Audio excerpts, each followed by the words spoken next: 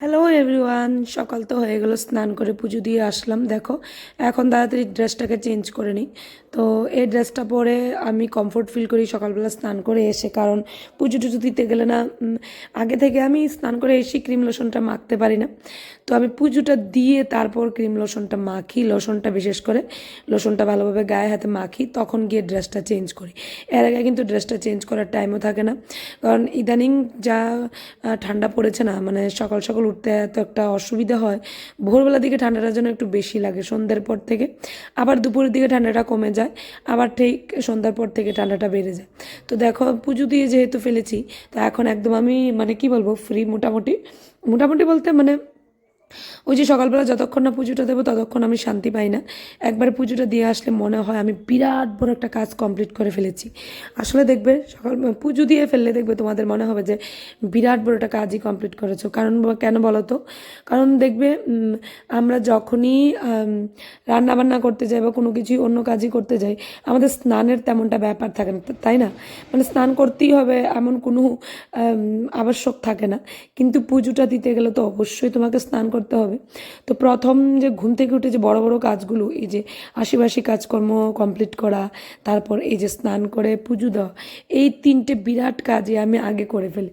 তো দেখো এখানে বিছানাটা গুছিয়ে নিচ্ছি, বিছানাটা গোছানো হয়নি। আমি বিশ্বাস করবে একদম আশিবাসী কাজকর্ম সেরে সোজা বাথরুমে ঢুকে যাই, এসে সোজা ঠাকুরের কাছে যাই, পরে এসে এই যে বিছানা গোছাই। তোমরা যারা আমার ব্লগ কন্টিনিউ দেখো তারা হয়তো বুঝেই গেছো যে আমার প্রথমেই কাজ থাকে স্নান করে পুজো দেওয়া। আর আর কি বাসি ঘরের মধ্যে তার পুজোটা দেওয়া যাবে না। তো সেই জন্য বাসি ঘরগুলোকে ঝাড় দিয়ে মুছে নিয়ে তারপরই স্নান করতে যাই। যদি বাসি ঘরে পুজো দেওয়া যেত তাহলে সেটাও করে নিতাম, অসুবিধে ছিল না। এইদিকে দেখো বিছানাটাও সুন্দর করে গোছানো হয়ে গেছে। মাধব কিন্তু আমার সাথে সাথেই আছে। রান্নাঘরে চলে গেলাম। এইদিকে কি করেছি, একটু পেঁপে আর আলু কেটে দিতে বলেছিলাম, তো একটু পেঁপে আর আলু কেটে দিয়েছেন। তো পেঁপে আর আলুটাকে ভালোভাবে সেদ্ধ বসিয়ে দিলাম। মাধব আর সোনার জন্য একটু জিওল মাছের ঝোল করব। আর জিওল মাছের ঝোলটা কিন্তু ওদের জন্য খুব ভালো। আর এদিকে দেখাচ্ছি তোমাদেরকে রাই পাতা, রাই পাতা বাটা করবো আজকে। আর ফ্রেন্ডস, রাই পাতা বাটা যে এত টেস্টি আমি ভাবতেও পারিনি, এত স্বাদ, মানে কি বলবো তোমাদেরকে, দারুণ টেস্টি। তোমরা একবার ট্রাই করে দেখবে। কাঁচা বাটাটা, এই যে রাই পাতা বাটাটাকে একটু রসুন দিয়ে কাঁচা লঙ্কা দিয়ে বাস একটু লবণ দিয়ে মিক্সারে ঘুরিয়ে নিও, দেখবে এত ভালো লাগে খাওয়ার সময়। একটু কাঁচা সর্ষের তেল যদি নিয়ে নাও না, মানে কি বলবো, মাছ মাংস কিছু লাগে না, এই রাই পাতা বাটাটাই ভালো লাগে। তোমরা একটু জানাবে প্লিজ, এটা কি রাই পাতা বলে না লাই পাতা? আমি ঠিক জানি না, মনে হয় রাই পাতা, রাই সর্ষে পাতাই হবে। তো এইদিকে দেখো কড়াইও বসিয়ে দিয়েছি, ওদের মাছের ঝোলটা রান্না করে নেব। আর একটু আদা দেখতে পাচ্ছ একটু গ্রেট করে নিয়েছি, কারণ ওদের মাছের ঝোলে দেবো, কোনো মশলা তো আর পেস্ট করে দেবো না। তো এই জন্যই, কি আর পেস্ট করবো, কাঁচা লঙ্কা যেহেতু দেবো না, সো পেস্টের কোনো প্রশ্নই আসে না এখানে, তাই না? এদিকে মাছগুলি দেখো ভেজে নিচ্ছি। আর এদিকে এই মাছগুলো আজকে অনেক দিন পরে বাজার থেকে একটু শিং মাছ নিয়ে এসছে। আমি অনেক দিন ধরেই বলছিলাম আমার হাজব্যান্ডকে যে একটু বাজারে গেলে ওদের জন্য একটু জিওল মাছ আনবে, কারণ বাচ্চাদের জন্য ওরা না একদম মাছ খেতে চায় না সত্যি। না সোনাই না মাধব একদমই মাছ খেতে চায় না। ইদানিং দেখি সব বাচ্চাদের সেম সমস্যা, মাছ খেতে চাইবে না। চিকেন খাবে, ডিম খাবে, কিন্তু মাছ খাবে না। শুটকি মাছ ওরা খেতেই চায় না। যে শুটকি বাদ দিলাম, মাছটা তো খেতে পারে, মাছের মতন, মানে মাছটা তো হেলদি আমি মনে করি, তো মাছটা ওরা খায় না। তো যাই হোক, কী করবো, ওদেরকে একটু অন্যরকম করে রান্না করে দেওয়ার চেষ্টা করি, কিন্তু তবু ওরা খেতে চায় না। আসলে কি বলো তো, আসলে ওই যে কাটার প্রবলেম, এজন্য না বাচ্চারা ওটা খেতেই চায় না আমার মনে হয়। আমি আমার ছেলে মেয়ে দুজনকেই দেখেছি কাটার জন্য ওরা খেতে চায় না। আমার ছেলে মেয়ের দুবার কাটা লেগেছিলো, গলায় কাটা আটকেছিল, অনেক কষ্ট হয়েছে। ওষুধ খাইয়ে, মানে বিভিন্ন ওই যে বলে না যে কাটা গলায় লাগলে শুধু খালি খালি একটু সাদা ভাত মুখে দিয়ে না চিবিয়ে গিলে ফেললে কাটাটা চলে যায়, এরকম সিস্টেমও করেছি, লেবুও খাইয়েছি, তারপর একবার ওষুধও খাইয়েছিলাম। তো এভাবে কিন্তু ওরা খেতে চায় না, আমি দেখেছি। ওদের না, আমার মনে হয় ওদের একটা ভয় কাজ করে মাছের মধ্যে, আমার যেটা মনে হয়। আমি দেখেছি আমার ছোটো বোনের ছেলেও খায় না, আমার ননদের মেয়েও খায় না মাছ। তো সব ছোটো ছোটো বাচ্চাদেরই সেম সমস্যা। তো এর জন্য আগে ভাবতাম যে একটা বিরাট সমস্যা, কিন্তু এখন দেখলাম যে না, ঘরে ঘরে সেম সমস্যা। এই জন্য এটাকে আর মানে আই ডোন্ট কেয়ার এটার জন্য। তো দেখো এদিকে মশলা, না এটা না, সরি, এটা রাই পাতাটাকে পেস্ট করে নেব। ওই যে বাটাটা, বিশ্বাস করবে না, এত ভালো লেগেছে, আমি বলছি এখন ভয়েস ওভার দিচ্ছিলাম কিন্তু আমার মুখে জল এসে গেছে। মানে এত মিস করছি এই বাটাটাকে না, দারুণ হয়েছিল বাটাটা, তোমরা একবার ট্রাই করে দেখবে, এত টেস্ট লাগে না, আমার খুব ভালো লাগে। আর জানি না এটাকে যদি আবার একটু কালো জিরে ফোড়ন দিয়ে কড়াইতে একটু তেল দিয়ে মানে রান্না করা হয় তাহলে কেমনটা লাগবে। এইদিকে দেখো তোমাদের সাথে কথা বলতে বলতে আমার মাছের ঝোলও কমপ্লিট। বাচ্চাদের জন্য একটু বেশি করে ঝোলটা রাখলাম, সঙ্গে পেঁপে বেশি, আলু কম দিলাম। পেঁপেটাও কিন্তু হেলদি, আলুটা থেকেও, হ্যাঁ আলু হেলদি, তবে পেঁপেটা একটু বেশি, তো দিয়ে দিলাম। বাস দেখো মাধবকে এদিকে আবার স্নান করিয়ে নিয়ে আসলাম, যেহেতু আমার প্রথমত কাজ থাকে আমার ছেলে রান্নাটা একটু করে নাও। তো এদিকে দেখো ছেলেকে স্নান করে নিয়ে এসেছি। মাধব আবার 11টার সঙ্গে সঙ্গে স্কুলে চলে যাবে, তো ওকে একটু রেডি সেডি করে নিতে হবে। ওকে একটু রেডি করে খাইয়ে বসিয়ে দিয়ে তারপর যখন স্কুলের টাইম হয় তখন দিয়ে আসি। আর কি বলতো, স্কুলটা না এত কোনো দূরেও না যে বাস দিয়ে যেতে হবে বা অটো রিক্সা করে টোটো করে যেতে হবে, কোনো তেমনটা প্রেশার নেই। আমার একদম বাড়ির কাছে, পায়ে হেঁটে গেলে 2-3 মিনিটের রাস্তা। এবার ভাবতে পারো কত কাছে। তো ওখানে দিয়ে আসি, একটা ছোটোদের স্কুল, ইনফ্যান্ট স্কুল। তো ওখানে টিচাররাও খুব কেয়ারফুল, মানে কেয়ারফুলিভাবে ওদেরকে দেখে রাখে, এত ভালো লাগে না, খুব যত্ন সহকারে দেখে। আর একটা জিনিস আমি দেখেছি, যত বেশি বয়স্ক টিচার হয়, শিক্ষক বা শিক্ষিকা হন, তাদের না বাচ্চাদের প্রতি একটা আলাদা আদর কাজ করে, আমি দেখেছি। তো মাধবনের ক্ষেত্রেও তাই, এজন্য স্কুলটা থেকে আমি নিতে চাই না। খুব ভালোবাসে মাধবনকে, খুব টেক কেয়ার করে, এজন্য ভালো লাগে। তো ওকে ড্রেস ট্রেসও পরিয়ে দিলাম, তারপর টাইম হলে আর নিয়ে যাবো একটু ড্রেসটা চেঞ্জ করে। যাই হোক, ওর এখন খাওয়ার পালা, খাওয়াতে হবে। তো ভাবছিলাম যে, ওকে বলছিলাম যে ঠান্ডা লেগে যাবে, তুই রাউন্ড নেক টি শার্টের উপরে শার্টটা পরে নে। না, ও পরবে না। ও দেখো ওর জন্য ভাত নিয়ে এসেছি, দেখে বুঝতেই পারছো, পেঁপে আর আলু দিয়ে যে ওর জন্য মাছের ঝোলটা রান্না করেছি সেটা হচ্ছে।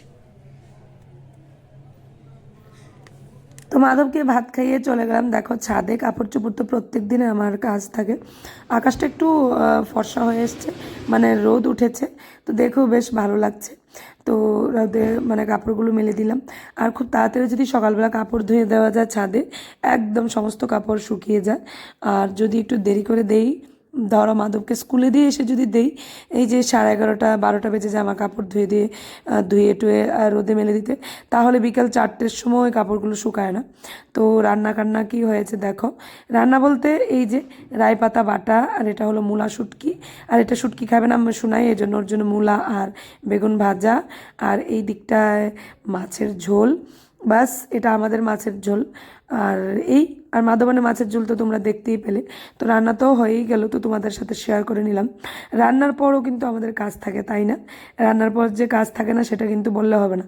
আর রান্না হওয়ার পর যে কাজগুলো থাকে এগুলো খুব পরিশ্রমের কাজ থাকে কিন্তু।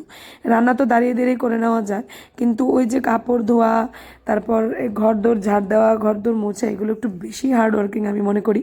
তো দেখতেই পাচ্ছ যতটুকু হাত যায় ততটুকু হাত ঢুকিয়ে আমি ভালোভাবে খাটের নিচগুলো পরিষ্কার করে নিচ্ছি। আর এত ধুলা জমে, মানে আমি ধুয়ে মুছে পরিষ্কার রাখতে পারছি না, একদম না হাঁপিয়ে যাচ্ছে আমার, আর ভালো লাগে না, বিশ্বাস করো। এত কাজ করতে হয় সারাদিনে, আর আমার ঘরগুলো এত বড় বড়, 3টে বড় বড় ঘর, কিচেন, মানে এগুলোকে ধুয়ে মুছে পরিষ্কার করে রাখতে, ঝাড় দিয়ে রাখতে রাখতে আমার মানে ওখানেই টাইম লেগে যায় 24 ঘন্টার মধ্যে 1 ঘন্টার মতো। কারণ সকালবেলা কিছু কতক্ষণ টাইম দিতে লাগে, 30 মিনিটসের মতন তো আমার লাগেই, উপর থেকে নিচ পর্যন্ত, একেবারে সিঁড়ির বাইরে পর্যন্ত, মেন গেট পর্যন্ত। আর তারপর দুপুরবেলা আবার সমস্ত ঘরদোর ব্যালকনি।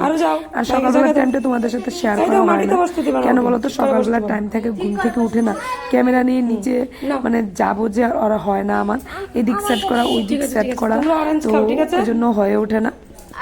তুমি খাবে?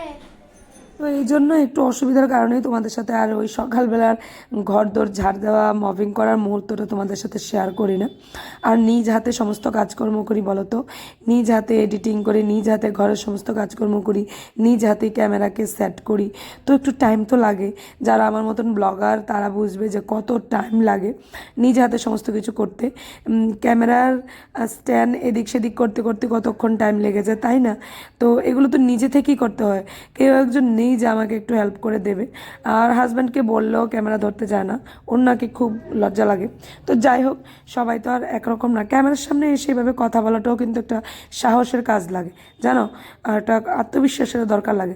আমার মনে হয় সবার দ্বারা এই কাজটা হয় না, এটাও একটা নির্ভীকতার পরিচয় আমার মনে হয়। কী বলো তোমরা বন্ধুরা?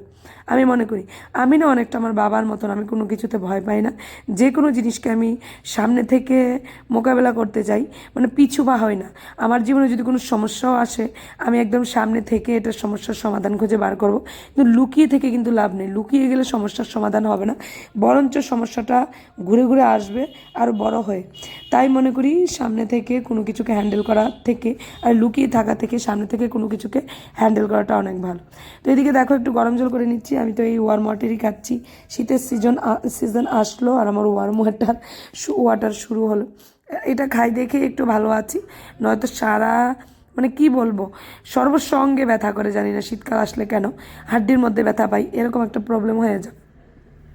তো জলটাকে গরম করে নিয়েছি, বোতলের মধ্যে ভর্তি করে নিলাম আর একটু মিক্স করে নিলাম, ঠান্ডা গরম জল মিশিয়ে একটু একদম ওয়ার্ম করে নিলাম। একদম এই যে কি বলে, কুসুম গরম জল বলা হয় নাকি, তোমরা একটু জানাবে তো। তো এরকম করে নিলাম, দেখো বাস করে নিয়েছি, এখন যখন ইচ্ছে তখন খেতে পারবো। ভাত খাওয়ার টাইমেও বাস এটা নিয়ে গেলে কোনো অসুবিধা হবে না। তো চুল টুলগুলো একটু আঁচড়ে নিই। আর দুপুরবেলার এইদিকে রোদটা না আমার এত দারুণ লাগে, আমি একদম চেয়ারের মধ্যে বা একটা স্ট্যাপ স্টুলে বসে সারা গায়ে লাগাই, খুব ভাল লাগে, শরীরটা যেন একটু ফ্রেশ ফ্রেশ ফিল করি আর একটু শক্তি পাই এমন লাগে। সো বন্ধুরা, অনেক বক বক হলো, আজ আর বিশেষ কিছু আর তোমাদের সাথে শেয়ার করছি না। আজ আজ এতটুকুই তোমাদের জন্য। যদি কারোর ভালো লেগে থাকে তাহলে প্লিজ লাইক করবে, কমেন্টস করবে, শেয়ার করবে, আর প্লিজ হ্যাঁ সাবস্ক্রাইব করে দিও। আজকাল দেখছি আমার ভিডিও দেখো কিন্তু তোমরা সাবস্ক্রাইব করো না, প্লিজ একটু সাবস্ক্রাইব করে দিও আর একটু লাইক করে দিও। তোমাদের সাহায্য ছাড়া সামনের দিকে এগোতে পারবো না। তো টিল দেন, বাই বাই, সবাই ভালো থেকো।